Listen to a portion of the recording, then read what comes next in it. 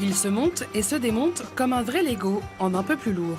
Entièrement constitué d'acier et de laiton, ce jouet géant mesure 1,50 m. C'est Mathieu qui l'a fabriqué. Ce passionné de moto est arrivé par hasard dans une entreprise de mécano-soudure. Formé, il utilise son fer à souder au service de la sculpture grâce à un objet de son enfance. C'est peut-être aussi un petit peu un rêve d'enfant de un jour être né à nez face à un Lego en fait un petit peu surdimensionné. C'est vraiment le symbole de la créativité, de l'imagination et de l'enfance pour moi. Les Lego, ça représente tout ça.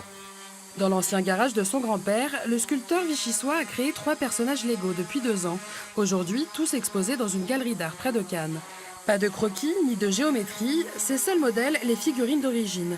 Le basique, le squelette et le pirate, Batman sera terminé dans les jours qui viennent.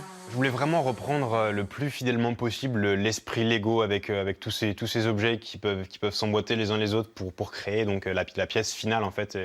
Je pense que j'aurais préféré ne pas le faire que plutôt créer une structure en fait qui ne soit pas vivante en fait, qu'on ne puisse pas modifier comme on veut. Donc ce personnage on peut le faire marcher, on peut le faire asseoir, on peut le positionner à notre bon vouloir.